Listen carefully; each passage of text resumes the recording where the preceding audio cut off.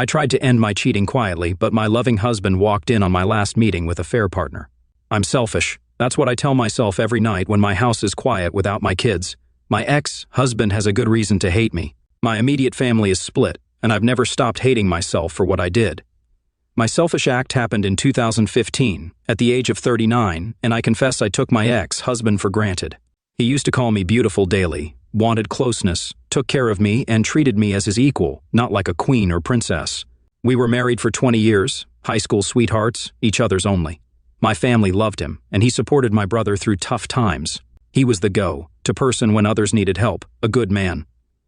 Over the years, I gave him 2 strong boys, 18 and 16, and twin girls, 13. I gained weight, felt self-conscious, but he always told me I was beautiful. Our arguments were rare, but when they happened, they were mostly about closeness, which I wasn't always in the mood for. When I turned 39, my birthday party revealed a new me. After a year in the gym doing yoga and Pilates, I went from 180 to 135 lbs, an amazing transformation for a formerly chubby girl. My ex-husband joined me at the gym, but not as much. He went from 260 to 225 lbs, shaping his body. Despite his increased affection, I still wasn't in the mood. We tried dinners, dancing, walks, and he helped around the house. He always looked at me with desire. Even after 20 years, any woman would want that desperately, but mentally, I just wasn't into it. At the time, I thought it was early menopause, having closeness 2 or 3 times a month. I was a one and done. He wanted more, but I refused couple counseling. Then my selfishness took over. A new manager in my office showed interest a few days after my birthday. He was slightly younger and handsome, and for some reason, he took an interest in me. At first, I ignored him, then it turned from ignoring to casual conversation. Then he flirted, and I showed him my ring. After 2 months of constant flirting, I flirted back, leading to me telling him about my life. I found myself thinking about him more and more. I now realize it was an emotional affair, but at the time, I felt high. My ex-husband suspected something was off. We had a heated argument, one that I honestly believed started when he tried to kiss me. I made a disgusted look, not towards my ex. I was thinking about this man when he leaned in, and I felt disgusted with the whole thing. At least that's what I tell myself. A week later, I told the new manager to meet me at a cafe to talk. I intended to tell him to leave me alone, that I couldn't do this. But before I could say anything, he kissed me, and my mind went blank. That was the start of our 6-month affair. During that time, I did things with him that my ex wanted. I was more eager and willing, always in the mood, because it was something new. Although my ex and I had closeness during this time, it wasn't as frequent. I started pushing him away, nitpicking on little habits, even belittling him. I'm ashamed of how I treated him. I only realized what I was doing when my brother visited and told me my ex confided in him about feeling depressed and thinking about separation. He felt that I didn't love him anymore, and he was falling out of love with me. That snapped me out of it. I immediately ended the affair, quit my job, and told myself I would make my husband feel loved and wanted. I was determined to fix this and be a better wife. My affair partner came to my house with a box from my office containing things I asked to be shipped. We talked, he wanted to know what went wrong, and I said I needed to fix my marriage. I told him to leave, but he insisted on one last encounter and foolishly, I agreed. We ended up in the guest room. I don't know how long it lasted, but suddenly he flinched violently. There was a loud bang, and my ex was in the room. My AP was on the floor, and there was a large hole in the wall. I tried to say something to my ex, but his eyes were bloodshot, tears flowing, and his lips trembling. He was in so much pain, and I felt disgusted. I watched as my AP stood up and tried to leave. My ex looked at him, and my AP told him to step back if he knew what was good for him. So my ex attacked him. I screamed and cried, telling my ex to stop. Out of desperation, I jumped on his back, resulting in me getting slammed to the floor. Everything got hazy for a while. Words sounded muffled. But when I came to, my ex had my AP on his side on the phone. All I could do was stare at my AP's swollen face and the blood and teeth on the floor beside him. There was a loud bang on the door, and I watched my ex put the phone on speaker, slowly place it on the floor, drop to his knees, and place his hands on the back of his head. The door opened, the police came in, handcuffed him, and the paramedics arrived. I soon learned that he called special services on himself. Everything went downhill at the hospital. My father didn't utter a word, he just looked at me with shame. My brother yelled at me, crushed, asking how I could do that to my ex. My mother consoled me, causing my father to yell at her. His family was furious. His sisters threatened, and his parents looked like they wanted to send me to an early grave. I approached my children, and they refused to speak to me. My sons couldn't even look at me. My AP was heavily injured, needing reconstructive surgery on his face. My ex practically shattered his face. At the hospital, a woman came to my room and immediately attacked me. My brother pulled her off me, and it turned out she was my AP's wife. I didn't know he was married. He never wore a ring or said anything. It made me feel even more terrible. Leading to the trial, my boys stayed with their grandparents on my husband's side, and my girls refused to talk to me. My ex didn't want to see me either. I tried to visit him at the county, and I was denied. My brother made sure my ex went to the correctional facility he worked at to keep an eye on him. When I asked my brother to relay a message for me, he told me to go to hell. During the trial, it was the first time in 3 months that I saw him. He looked at me with such anger, hurting more than anything I could ever imagine. He always looked at me with love, even when we were mad at each other. But during that trial, it was hate, and I needed to excuse myself to cry in the restroom. As the days went by, I was forced to recount my affair in every detail for all to hear. When I told them how long it was, my ex looked crushed, and my father stood up and walked out of the courtroom. During my ex's testimony, I learned that he came home to surprise me with lunch and a weekend trip for 2 to the Catskills. He had a full romantic getaway planned, only to walk in on us, and he reacted. He stated when the AP ordered him to step aside, he snapped and smacked him, only stopping when he tossed me off him. He quickly called special services, and we heard the recording in court. Hearing the pain in his voice, his sobs as he did what the operator told him to do, was soul-crushing. The AP couldn't verbally testify and was heavily medicated, so they used images of what he looked like, turning my stomach because I was responsible for all this. My ex smashed his eye socket, cheekbones, and destroyed his jaw. They stated that there were bone fragments too small to piece together. My former partner got charged with a 3rd-degree felony and got a 7-year sentence, leading my sons to protest loudly, daughters and his family to wail, haunting me still.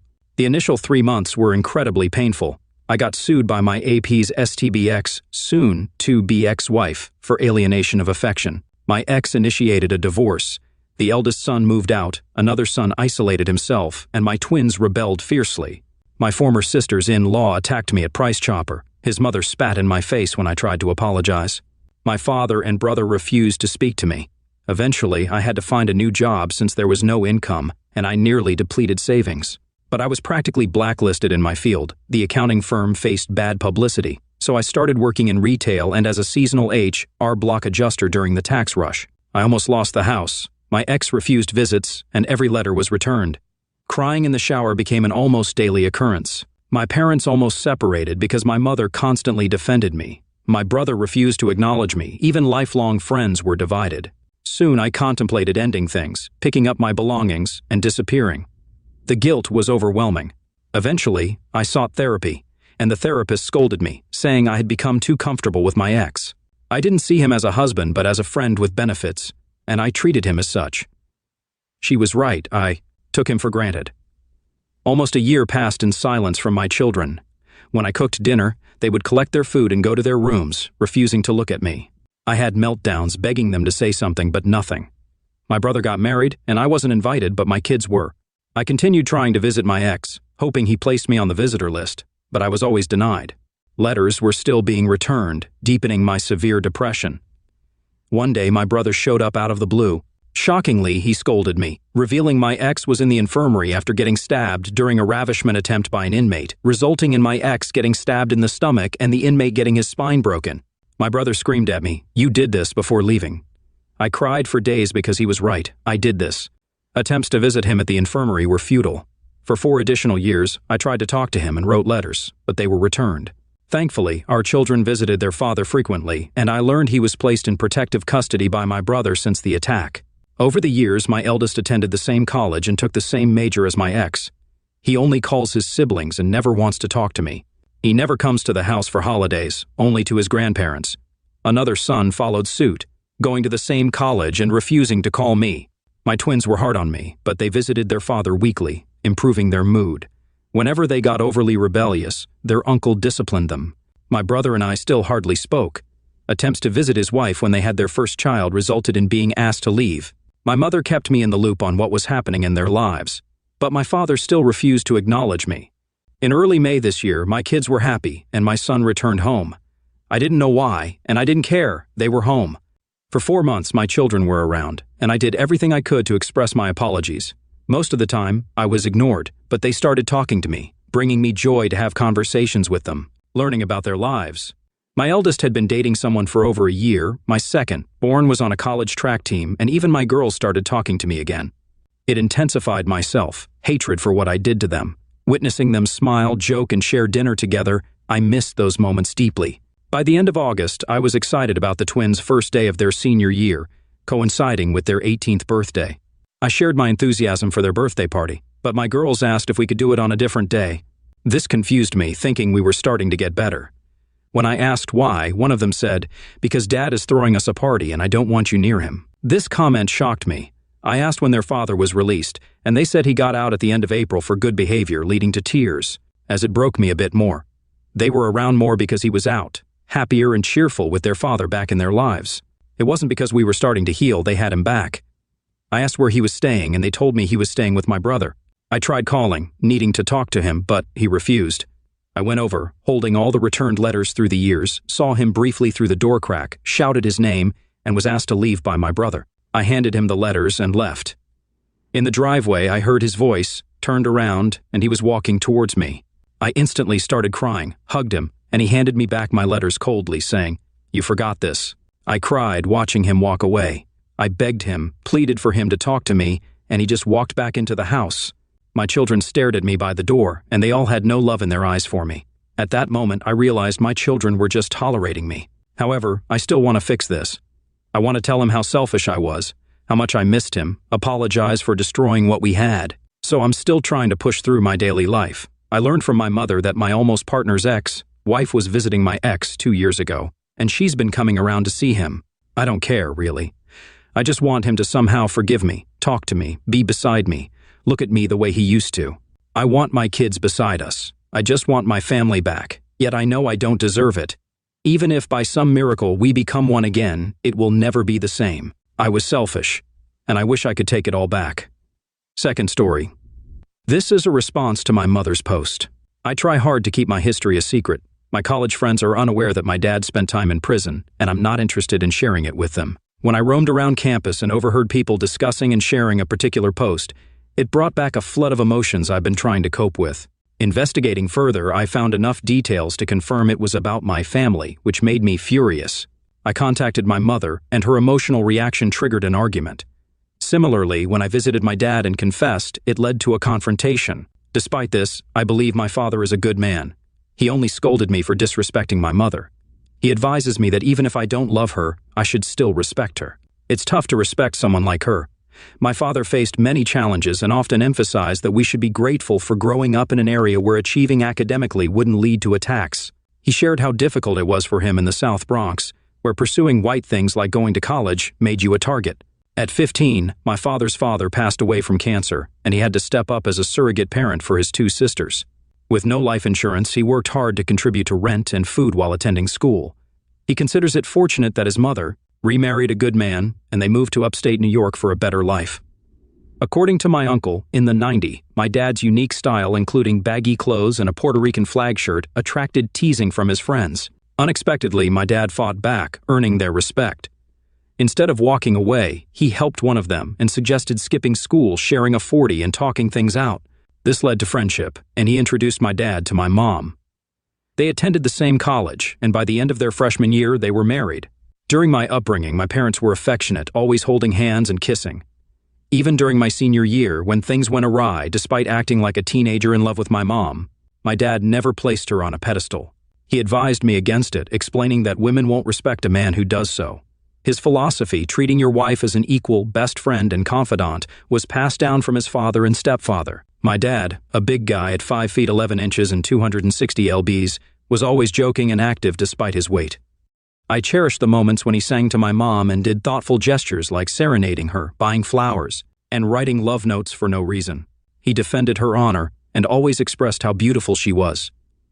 My dad set an example for the kind of man girls should have in their lives. He stood by my uncle, never giving up on him, even when others thought he was a lost cause. As my grandfather once said, my dad knocked the stupid out of him and left behind the man he was supposed to be, a phrase that always made me laugh. My dad showed me how to be a man, a friend, and a husband. Before her affair, my mother always loved my dad, and he was her support system. Even though they had the ideal marriage, my mom ruined it.